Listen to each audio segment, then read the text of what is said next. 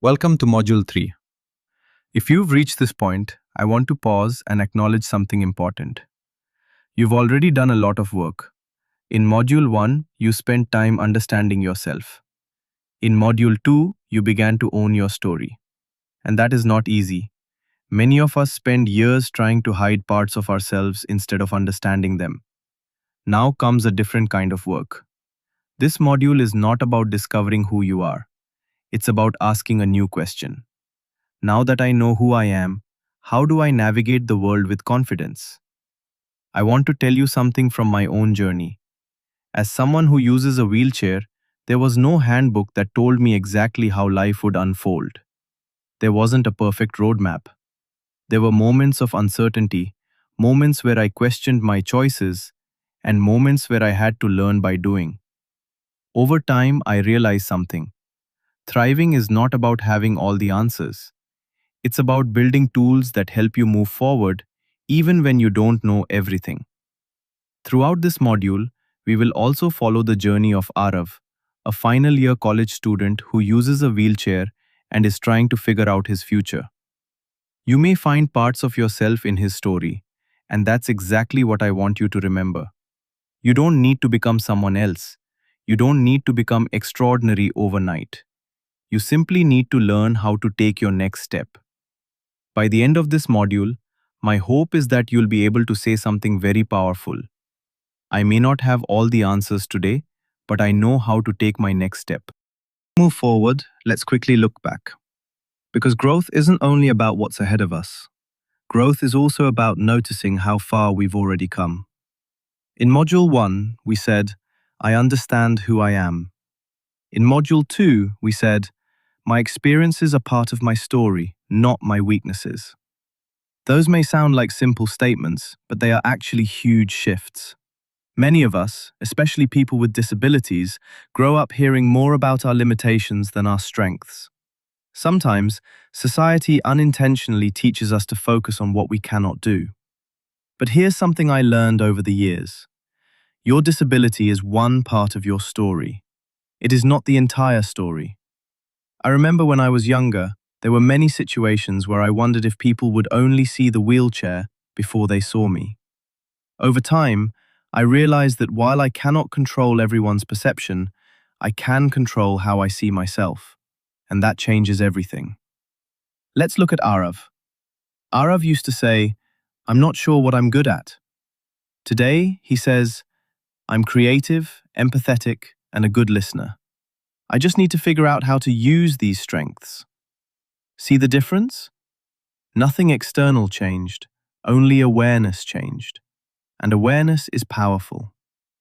Before we move ahead, I want you to pause for a moment. Ask yourself, what is one thing you have discovered about yourself in the first 2 modules? Don't rush this answer, because this answer is the foundation on which we'll build the rest of this journey. This module has 3 parts, and each one is connected. The first part is about skills. The second part is about knowing your rights and learning to ask for what you need. The third part is about creating a simple plan.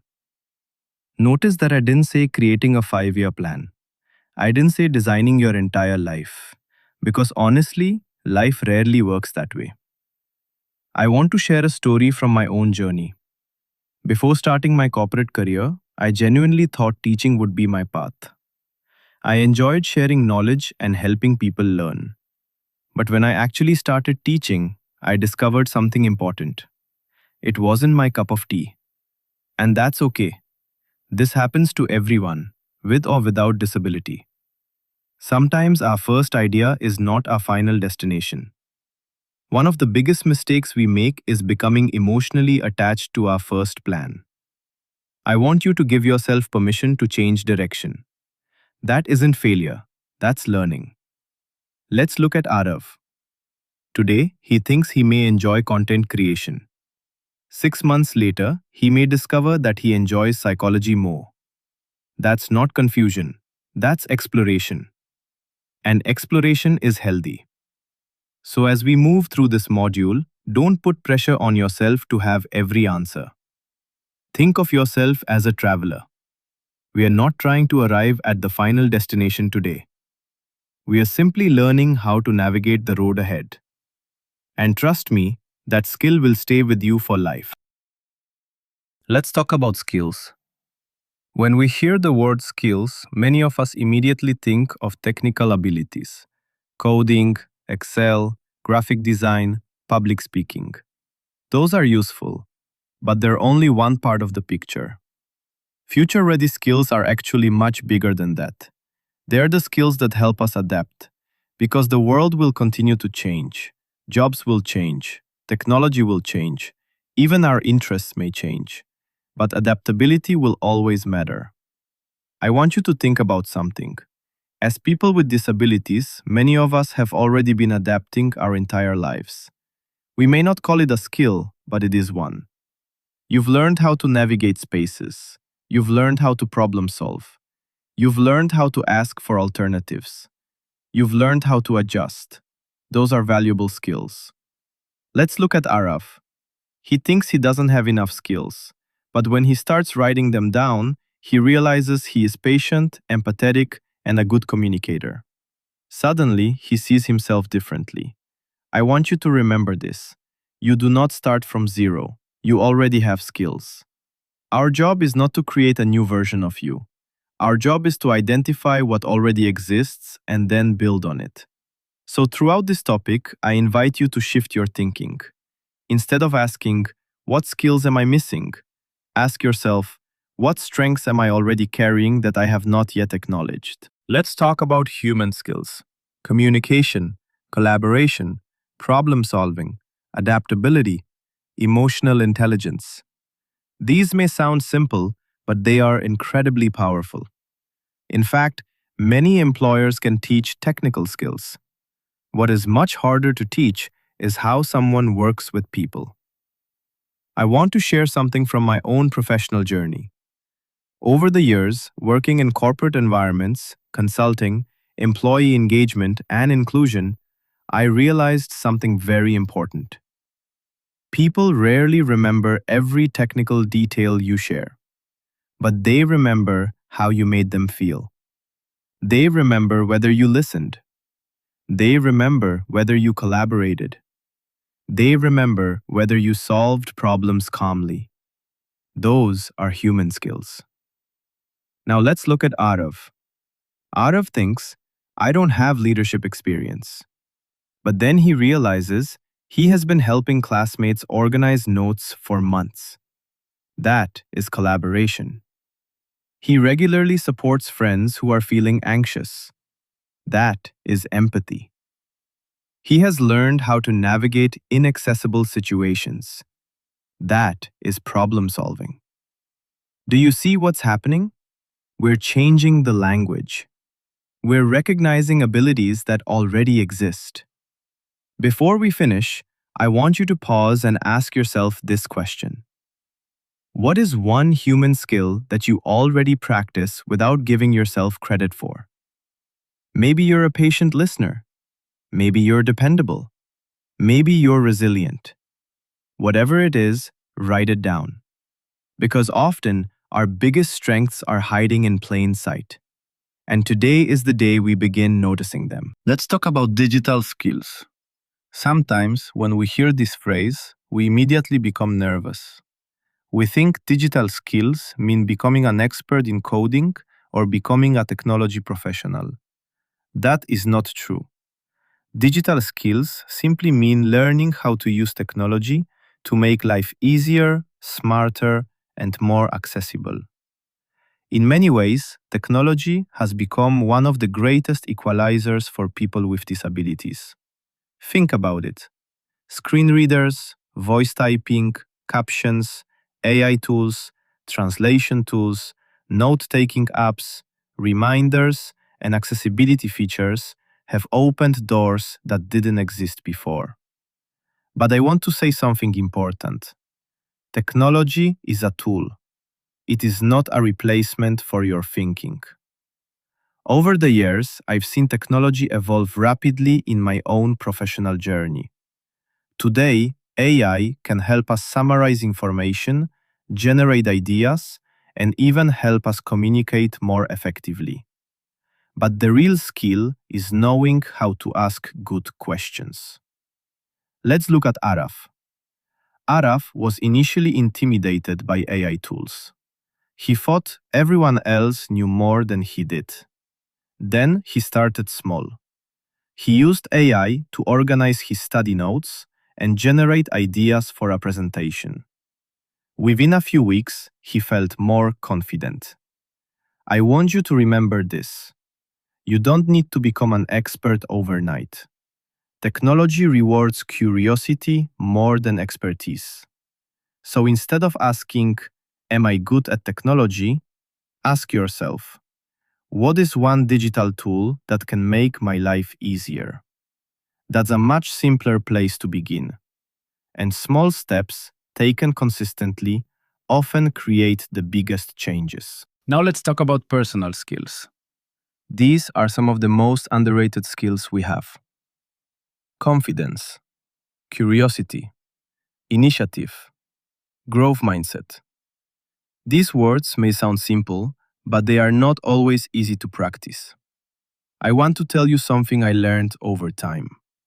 Confidence is not something we are born with. Confidence is built. It is built through action. Many people wait to feel confident before they begin, but often, confidence comes after we begin. I have experienced this in my own life. There were many moments where I did not know exactly what I was doing. Whether it was stepping into a new role, coaching students, or starting Thrive and Include, there was always uncertainty. But I learned that action creates confidence. Now let's think about Araf.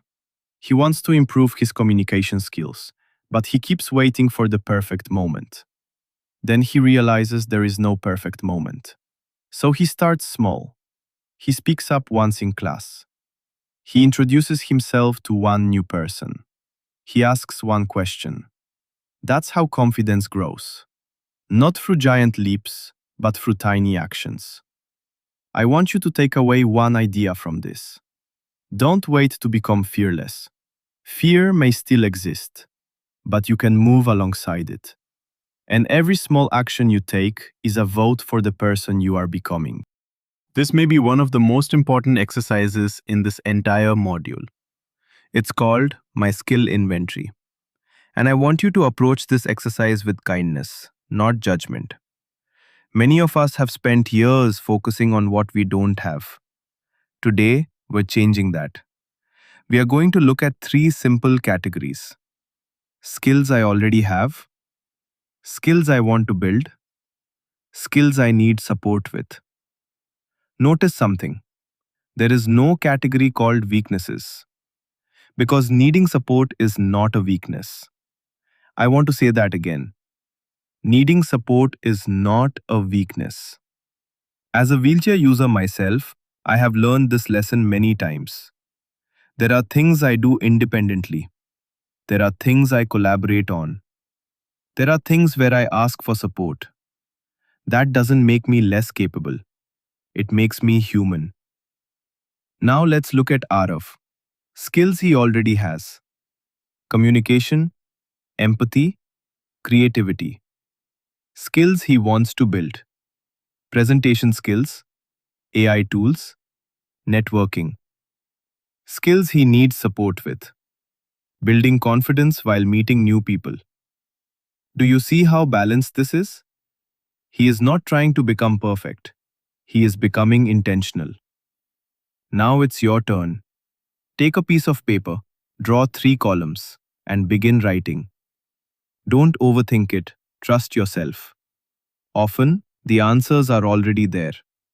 We simply haven't given ourselves permission to notice them. I want us to slow down for a moment. You don't need to rush through this module. In fact, I encourage you not to. Sometimes we consume so much information that we don't create space for understanding. So let's pause. Take a deep breath. Look back at what we've covered. You already have strengths. You already have skills. You already have experiences that have taught you resilience. Now ask yourself a simple question. What is one thing I am beginning to see differently about myself? There is no right answer. Maybe you're realizing that you are more adaptable than you thought. Maybe you're realizing that you've been solving problems for years. Maybe you're realizing that asking for support is okay. Whatever it is, acknowledge it. I want to share something from my coaching experience. I've worked with many students and young professionals, and one pattern repeats itself. People often underestimate themselves. They don't see what others can see. That's why reflection matters. Sometimes growth is not about adding something new. Sometimes growth is simply noticing what was already there. So don't rush to the next step. Stay here for a moment. Because awareness is becoming action, and that transformation deserves a pause. Now we begin an important conversation: self-advocacy. Let's simplify this. Self-advocacy means learning how to ask for what helps you succeed. That's all it means, nothing more, nothing less. And I know this is not always easy. Many of us have spent years worrying that we might become a burden if we ask for support. I have felt this too. As a wheelchair user, there have been moments in my life where I hesitated before asking for an accessible arrangement. I would wonder if I was inconveniencing others. Over time, I learned something important. Accessibility is not a favor, it is an enabler. It allows us to participate fully. Let's look at Araf. Araf hesitates to ask for notes before class because he worries people will judge him. Then he reframes his thinking. He is not asking for an advantage, he is asking for access. That changes everything. I want you to remember this sentence. Asking for support is not asking for special treatment. It is asking for the conditions that help you perform at your best. That mindset shift is incredibly powerful. As we move ahead, we're going to learn how to do this practically and confidently. Because the goal is not to become demanding, the goal is to become clear. And clarity is one of the greatest gifts you can give yourself. Let's talk about 4 words that people often use interchangeably, but they actually mean very different things. Equality, equity, accessibility, and inclusion. Think of them as 4 steps that build upon each other. Equality means giving everyone the same thing. That sounds fair, doesn't it? But life isn't always that simple. Imagine giving everyone the exact same pair of shoes. Would they fit everyone? Probably not. That's where equity comes in. Equity means giving people what they need to succeed. Accessibility takes it one step further. Accessibility asks, can everyone use this space, this system, or this opportunity independently and comfortably? And inclusion asks the final question. Do people feel that they truly belong here? I want to share something from my own journey. As someone who uses a wheelchair, I have learned that access and inclusion are not always the same thing. I may be able to enter a room because there is a ramp. That's accessibility.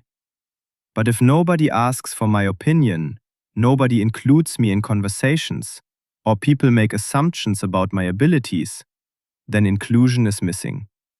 Both matter. Now let's think about Araf. He enters an accessible classroom. That's good. But if group projects happen without involving him, he doesn't feel included. Do you see the difference? I want you to remember this. Accessibility helps us enter the room. Inclusion makes us feel we belong in the room.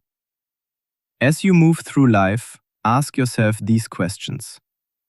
Can I access this opportunity? And once I access it, do I feel like I belong here?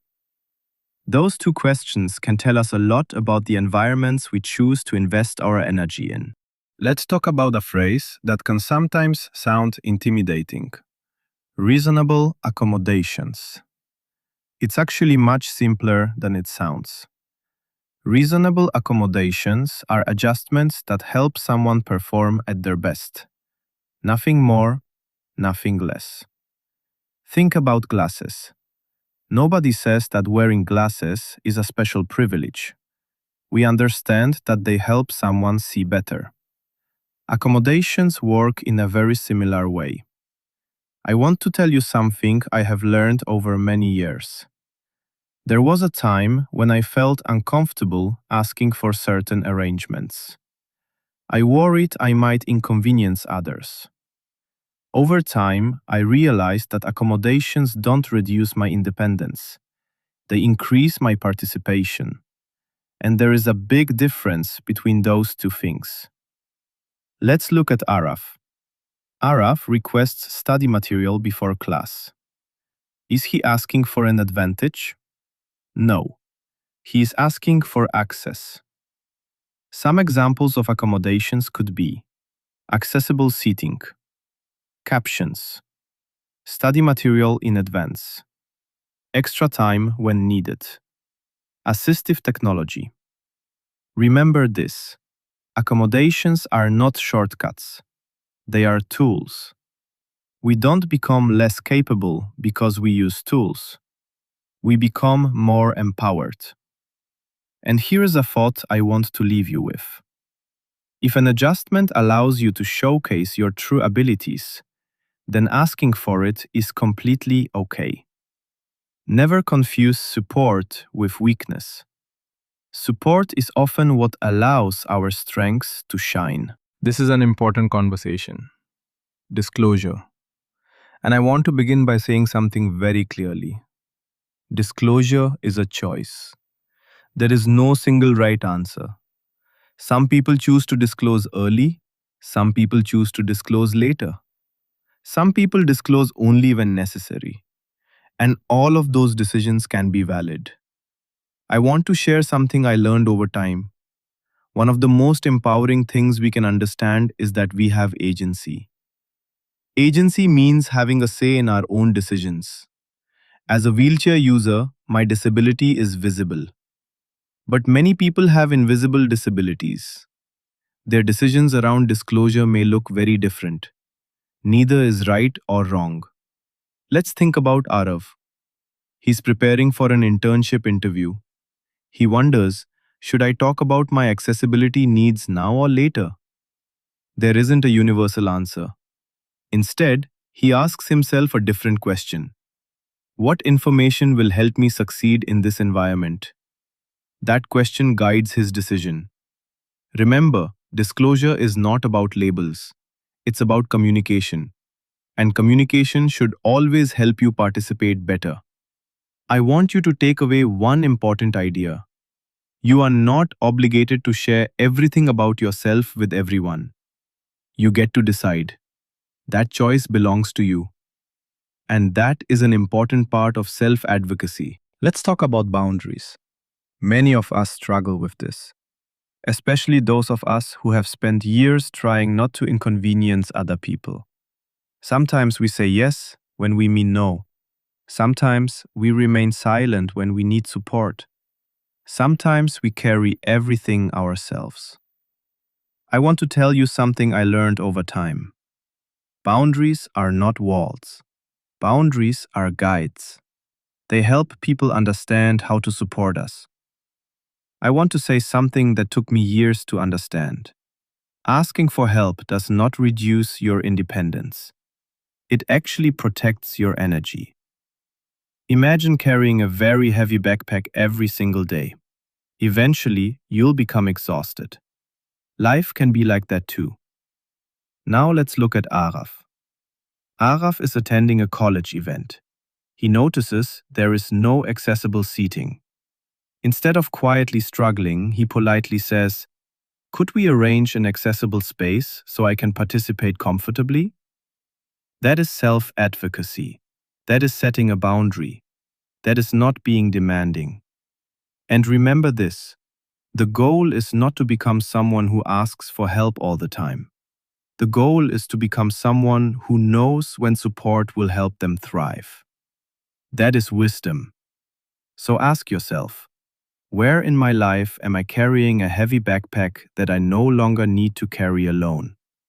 That question itself can be incredibly freeing. Let's create something practical. Your support statement. Don't let the name intimidate you. A support statement is simply a sentence that explains how you perform at your best. Think of it as a user guide for yourself. We all have one. Most of us have simply never written it down.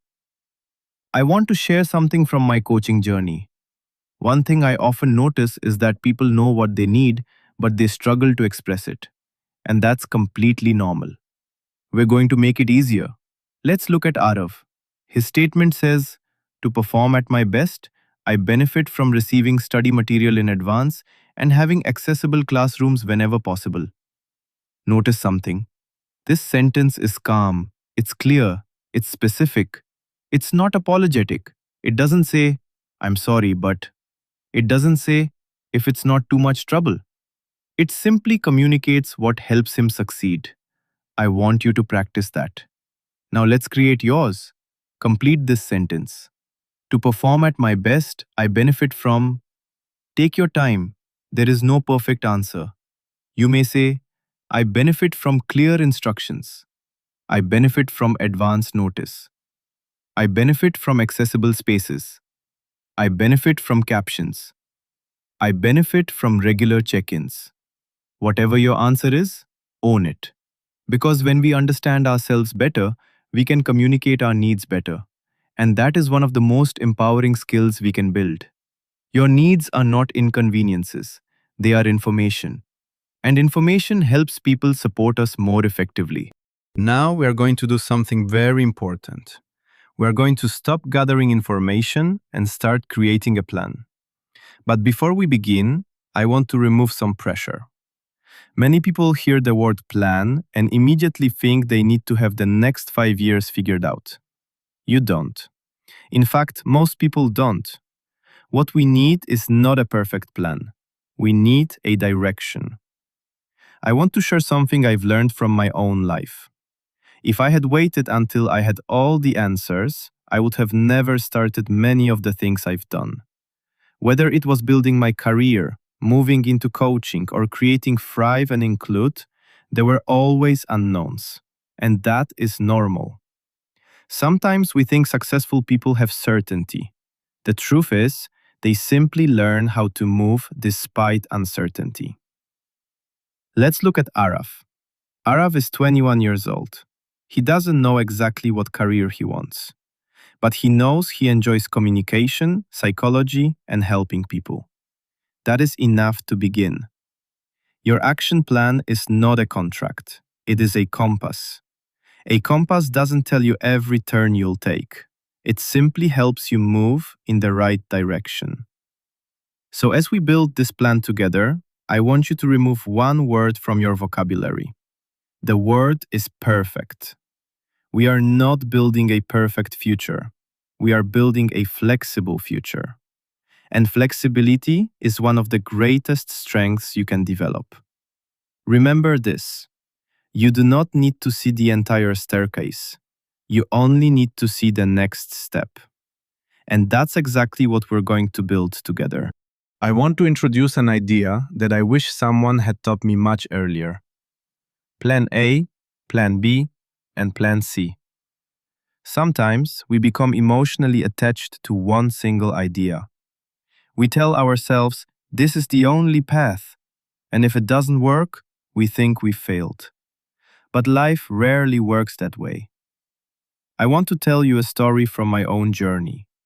Before starting my corporate career, I genuinely thought teaching would be my path. I thought that was my strength.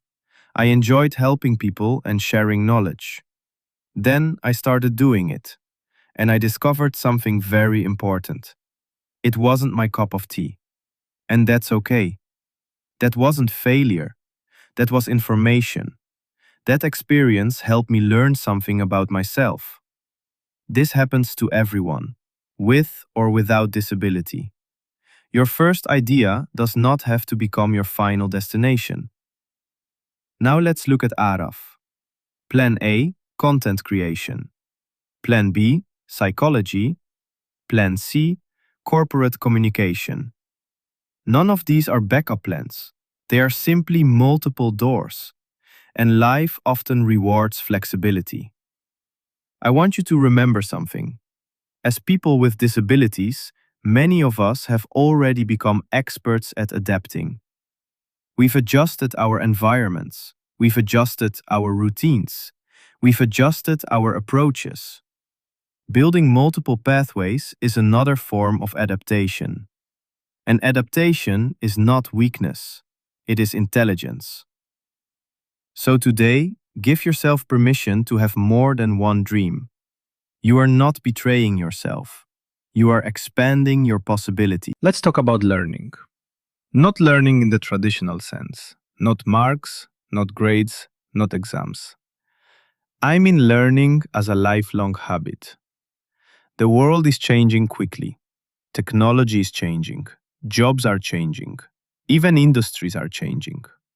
And because of that, one of the greatest skills we can develop is the ability to keep learning. But here's something important. You don't need to learn everything. You simply need to stay curious. I have experienced this throughout my own career. Over the years, my work evolved from operations to consulting, employee engagement, well-being, coaching, and inclusion. I didn't wake up one day knowing all these things. I learned step by step, one skill at a time, one conversation at a time, one opportunity at a time. Now let's look at Araf. He wants to improve his presentation skills. So instead of overwhelming himself, he decides on one small action. Every week, he'll watch one presentation and practice speaking for 5 minutes. That's it. Notice how manageable that feels. Learning does not have to be dramatic. Consistency beats intensity. I want you to ask yourself one question. What is one skill that future you will thank you for learning today? Maybe it's AI. Maybe it's communication. Maybe it's networking. Maybe it's confidence. Whatever it is, keep it small. Small actions repeated over time create big transformations. And that is how growth happens. Let's talk about something that many of us forget. We are not meant to figure life out alone. Sometimes we believe asking for guidance means we are weak. I want to challenge that belief. One of the most important lessons I've learned over time is that we don't always need answers. Sometimes we simply need someone who can help us organize our thoughts. That person could be a mentor, a coach, a teacher, a friend, a family member, a senior, or even someone whose journey inspires us. I have experienced this myself. Throughout different stages of my life, there were people who helped me see possibilities I couldn't see for myself. They didn't necessarily solve my problems, but they helped me think differently. Now let's look at Araf. He's confused about his future. Instead of carrying all that uncertainty by himself, he speaks to a senior student and a mentor. Suddenly, things begin to feel clearer. Not because he has all the answers, but because he has support. I want you to remember this. Support is not dependency. Support is a resource. Even today, after many years of professional experience, I still learn from other people. And that will never stop. Growth is often a team effort. So ask yourself, who are the 3 people in my life that I can reach out to when I need guidance? Write those names down, because those names may become an important part of your journey. Let's end this section with a simple idea. Growth is not an event. Growth is a habit. Many of us wait for a big breakthrough. We wait for one opportunity that will change everything. But life rarely works that way. Most meaningful growth comes from small actions repeated consistently. I want to share something I've observed over many years. People often overestimate what they can do in one day. but they underestimate what they can do in 1 year. Tiny actions compound. Let's look at Araf. He decides to build one new habit. Every Sunday evening, he spends 20 minutes reflecting on his week. What did I learn? What challenged me? What will I improve next week? 20 minutes. That's all. 1 year later, imagine how much he will know about himself. Now think about your own life. What's one tiny habit you can build? Maybe it's reading for 10 minutes. Maybe it's learning one AI prompt every week. Maybe it's reaching out to one new person every month.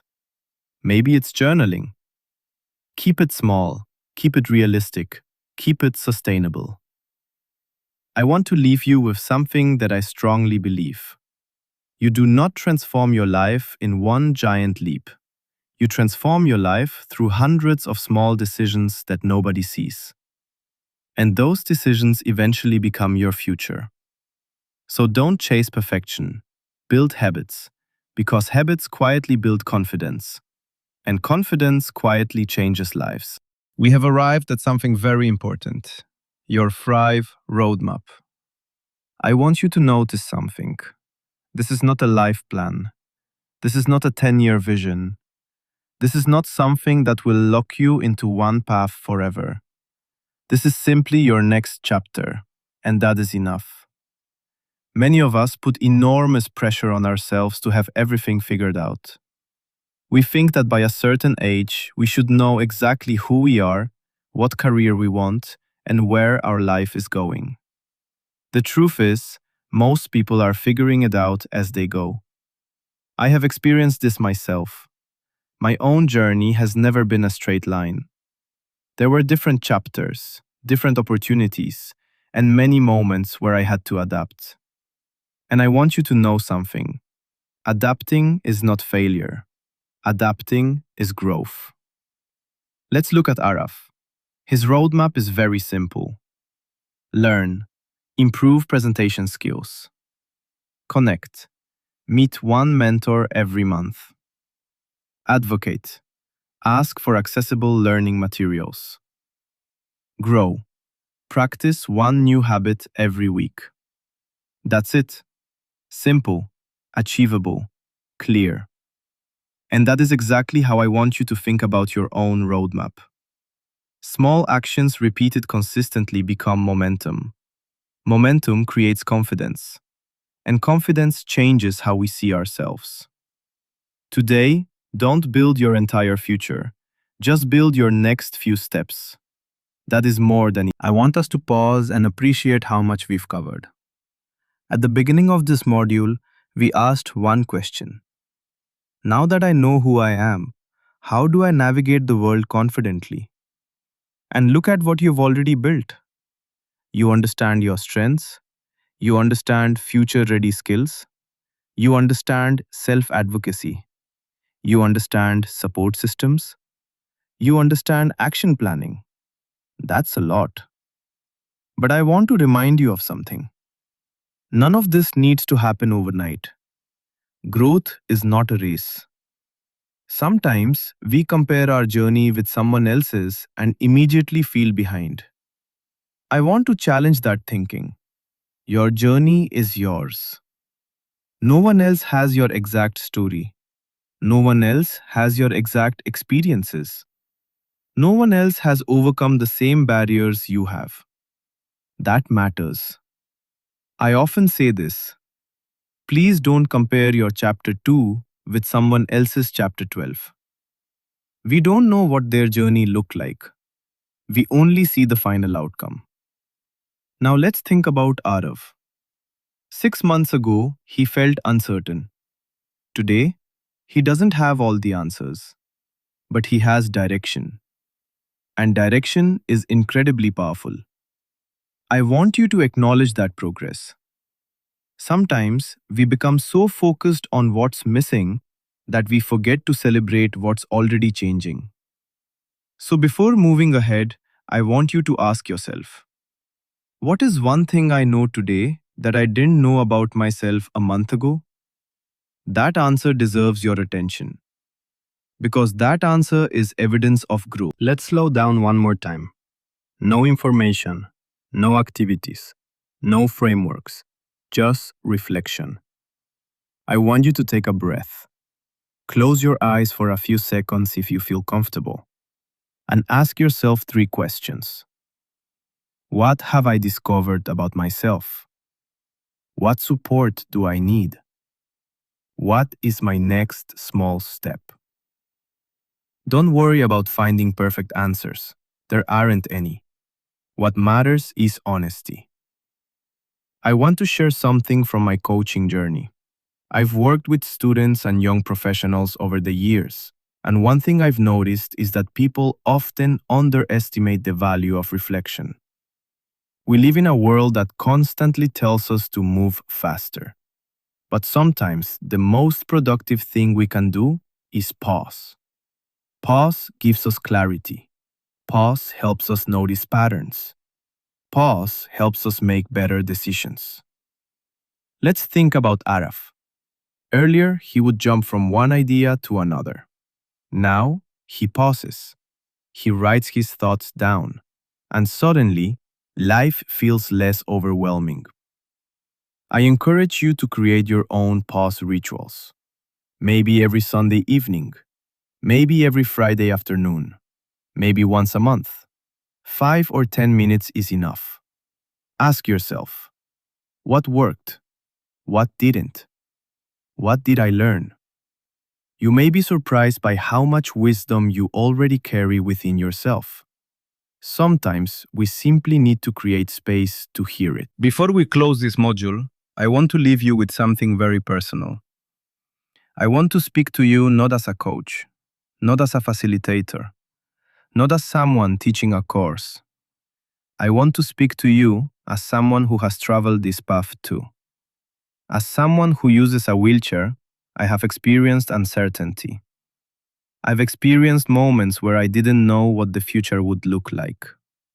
I've experienced moments where I had to adapt, course correct, and learn things along the way. And if there is one thing life has taught me, it is this. You do not have to know everything today. Please, don't put that pressure on yourself. Your future is not built in one big decision. It is built through hundreds of small decisions. And here's another thing I want you to remember. You are allowed to change your mind. You are allowed to explore. You are allowed to try something and discover that it isn't for you. That is not failure. That is learning. Please, don't become emotionally attached to one version of your future. Stay curious, stay open, stay flexible. Because sometimes life gives us opportunities we never imagined for ourselves. And often, those become some of the most meaningful chapters of our lives. Your job is not to predict your future. Your job is to prepare yourself for it. And I truly believe you are already doing that. As we close Module 3, I want to celebrate something. You have moved from awareness to action. That is a big shift. At the beginning of this journey, we focused on understanding who you are. Then we focused on owning your story. And now, you've started building tools that will help you navigate the world with greater confidence. Take a moment to appreciate that. Growth deserves acknowledgement. Before we move to the next module, I want you to carry one sentence with you. I may not have all the answers today, but I know how to take my next step. I want that sentence to become your companion. There will be days when life feels uncertain. There will be days when plans change. There will be days when things don't work out the way you expected. Come back to that sentence, because life is not a straight road, and that's okay. Remember Araf. He still doesn't know every detail of his future, but he now has tools. He has support. He has options. And most importantly, he has confidence that he can adapt. That is what thriving looks like.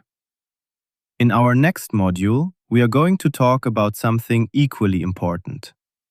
How do we sustain our growth? How do we protect our energy? How do we build resilience? How do we continue moving forward when life becomes difficult? That is what Module 4 will help us explore. Until then, I want you to be kind to yourself. Celebrate your progress.